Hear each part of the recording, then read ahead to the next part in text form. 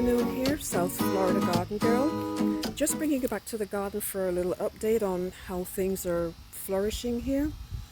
And if you saw my last video, I took you to see the different kinds of plants. I had spinach here, peas, cucumbers, some potatoes. There's different things. So I wanted to bring you back to show you. It's about a week, maybe a week and a half since the last video. This is February the 9th. That's right. So here, if you look here, these are the spinaches. They've definitely grown quite a bit. And you can harvest them at this stage, or you can wait for them to get a little bit bigger. But you don't want to wait too long, because running the risk of them tasting bitter after a while.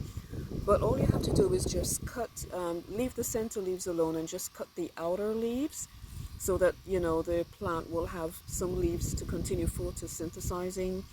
And within about a week or 2 weeks, they'll just grow right back. And that's a beautiful thing. It's like cut and come again. I think that's the term that they use.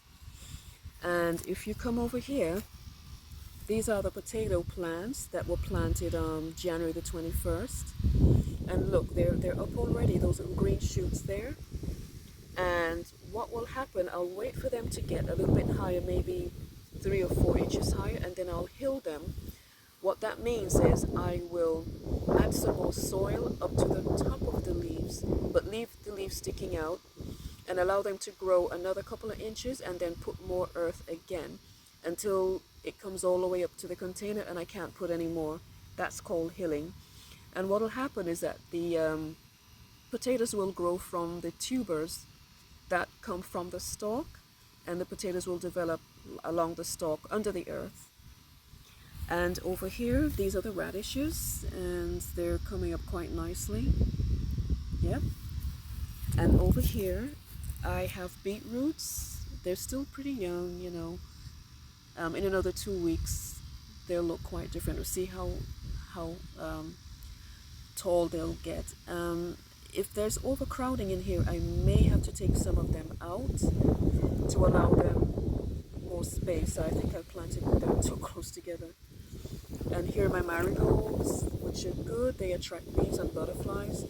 And when you're planting, try to put some beautiful, brightly colored flowers in your garden, because those will attract bees and, bumblebees and butterflies and dragonflies. I think those are beneficial insects that will pollinate your garden and help things to grow even faster.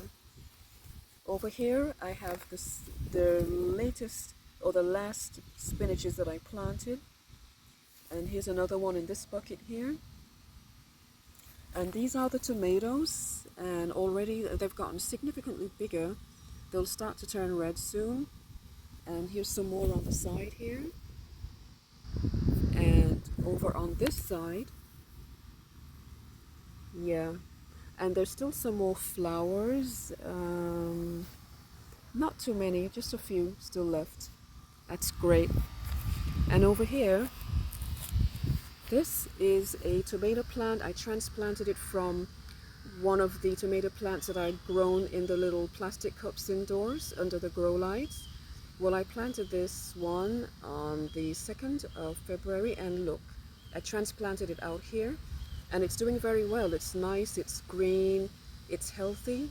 So it's really survived the transplant process, because sometimes when you're transplanting plants from indoors to outdoor, they suffer a little bit of shock, like transplant shock. But with watering and care, they'll bounce right back. It won't be too much damage to them. And here, these are the chards and the spinaches that were lagging behind. But now I can see that they're really puffing up. They look great. That's a potato plant there. I can't really hill this one because it's already in the ground. I just have to wait for them to just mature. That'll be a couple of weeks from now. And here's the bok choy and the lettuce. They're still kind of small. I'm not sure what's going on with these guys. They're still pretty tiny. And here is lettuce that I planted on January the 21st, and it's now February the 9th. So I see little heads coming up, all this lovely green stuff here. I just have to keep them watered and the sunlight is doing its job. And here is sweet basil. I don't know if you can see these, but there are some little green shoots. And these were planted on the 2nd of February and today's the 9th. So they came up pretty fast. Yeah, that's great. And over in this box here, I planted lacinato kale. Those are the kales that are there. The leaves are very long and they're dark green, but it's delicious. It's one of my favorite kales to eat.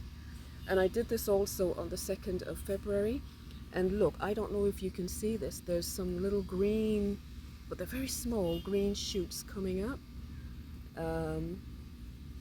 There's maybe just one here, but they're not quite, they might not be visible to you guys just yet. But in another week, I'll bring you back out here so you can see them.